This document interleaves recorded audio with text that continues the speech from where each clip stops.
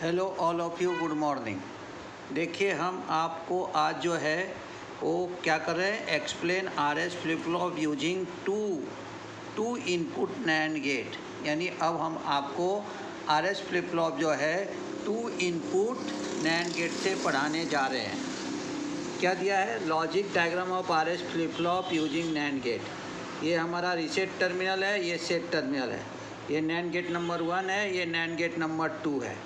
यहाँ पे N1 है, यहाँ पे N2 है। ये हमारा आउटपुट Y है और Y बार है। इसको हमने यहाँ पे क्या किया, क्रॉस कपलिंग कर दिया, जो तैयार करेगा पॉजिटिव फीडबैक। अब क्या कहते हैं हम, R S flip flop is a bistable multivibrator, it has two stable state. अगर आपका आर एस मल्टीवाइब्रेटर है तो वो बाइस्टेबल मल्टीवाइब्रेटर है।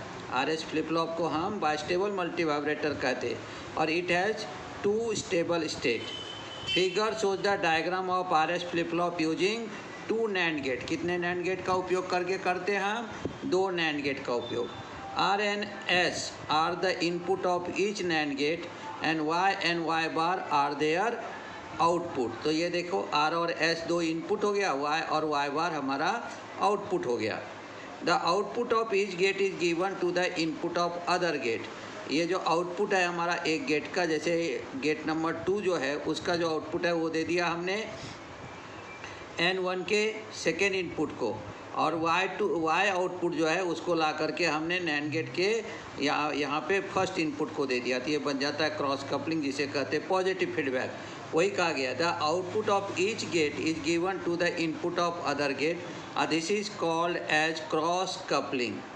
To explain the working of the circuit NAND logic is use. और अगर आपको एक्सप्लेन करना है इस सर्किट का तो उसके लिए नैंड लॉजिक का उपयोग करेंगे। In NAND gate when both the inputs are high its output is low. और नैंड गेट का सबसे ये है कि any one input is low, output is high. और both the inputs are high, जो यहाँ पे दिया हुआ है, both the inputs are high its output is low. फिर हम क्या कहते हैं यहाँ पे, whereas when either input is low whatever is the other input don't care. यानी अगर एक इनपुट लो है तो आउटपुट हाई रहता है, तो अगर एक इनपुट हमारा यहाँ पे लो आ गया तो दूसरे इनपुट के बारे में हमें सोचना नहीं है, इट्स आउटपुट इज हाई। फिर से देखो ये सेंटेंसेस को, whereas when either input is low whatever is the other input that is called the don't care, जिसे हम क्रॉस से लिखते हैं। इट आउटपुट इज हाई, अगर एक भी इनपुट लो रहा तो आउटपुट हमारा वहाँ पे हाई रहता है।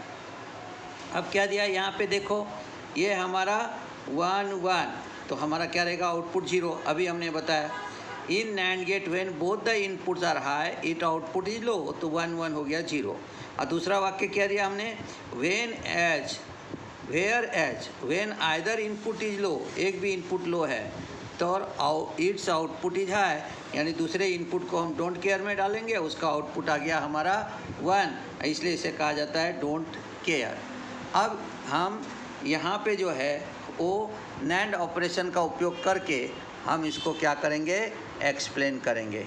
देखिए क्या दिया है यहाँ पे, since there are a 2 inputs there will a following 4 cases. अगर 2 इनपुट है तो हमारा फार्मूला आपने याद कर लिया होगा अभी तक, 2n-1, यानी 2 - 1, यानी कितना हो गया, 4 - 1, हाईएस्ट वैल्यू 3 हो गया और हमें 4 ऑप्शन तक जाना है।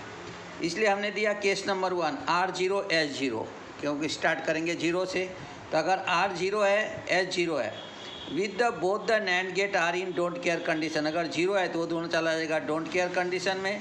सो their output should be low simultaneously, दोनों आउटपुट लो रहेगा। But Y and Y bar के नॉट बी सेम साइमल्टेनियसली, दोनों एक बार आपका वहाँ पे लो नहीं हो सकता है, क्योंकि एक आउटपुट है हमारा Y और एक आउटपुट है Y बार, तो वो दोनों सेम नहीं रह सकता है साइमल्टेनियसली। इट इज़ मीनिंगलेस, इसलिए इसको हम मीनिंगलेस कहते हैं। Hence it is not allowed, that is called the forbidden condition, और इसलिए उसको हम फॉरबिडन कंडीशन कहते हैं। अब समझो अगर लास्ट स्टेट है, the last state of the circuit y = 0, अगर 0 नहीं दिखता होगा तो देखो हम कर देते हैं यहाँ पे y = 0 एंड y बार = 1। अगर ये लास्ट स्टेट है तो देखिए नेक्स्ट पॉइंट क्या आता है। तो देखो हम क्या कहेंगे, अभी केस नंबर 2 में जाते हैं। R is equal to 0, S is equal to 1।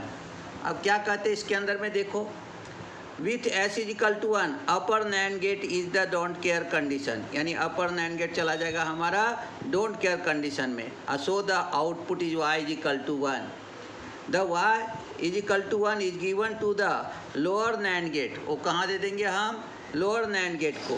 So the both the input are making the output Y bar is equal to 0। This is called the set condition of the circuit, यानी अगर हमारा वहाँ पे S is equal to 1 है तो अपर NAND gate जो है वो चला जाएगा डोंट केयर कंडीशन में। So output is Y is equal to 1 और the Y is equal to 1 given to the lower NAND gate. So the output both the inputs are the making it output y bar is equal to 0. This is called the set condition. Case number 3, r is equal to 1, s is equal to 0. With r is equal to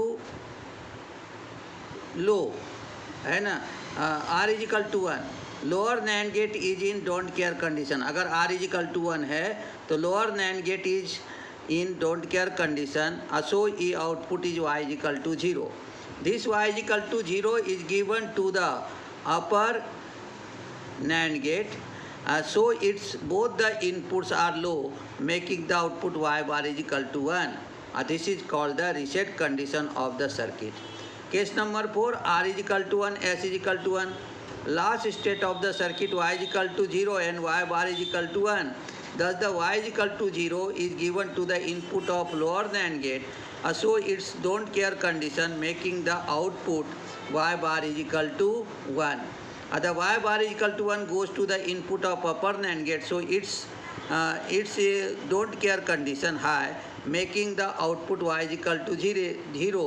Initially it was low, and with r is equal to 1, s is equal to 1, it is low. Thus there is a no change in the last state of the circuit, that is output remain in the last state. देखो truth table R S यानी Y is equal to दिया है 0 0, don't allowed condition call the forbidden condition. 0 1 Y is equal to 1 that is the set condition, 1 0 Y is equal to 0 that is called the reset condition. और देखिए 1 1 no change condition that is the last state. तो हमारा nor gate और हमारा जो NAND gate है ये हमारा अगर पॉजिटिव लॉजिक में देखेंगे कि नॉर अगर पॉजिटिव है तो नैंड निगेटिव रहता है, इसलिए देखो ट्रूथ टेबल भी अपोजिट रहेगा अगर दोनों ट्रूथ टेबल को आप देखोगे तो। From the above truth table it is clear that there are 2 stable for the circuit, so it is also called as R S latch. Symbol of R S flip flop, देखो ये set है, ये reset है, ये R S flip flop, ये output है, ये input है, ये आउटपुट है वाई एन वाई बार। तो इस तरह से हम यहाँ पे इसका सिंबल और ब्लॉक भी बना सकते हैं। अगर आपको वीडियो पसंद आए तो आप इसे लाइक कीजिए, शेयर कीजिए, सब्सक्राइब कीजिए। कल मिलता है नए वीडियो के साथ।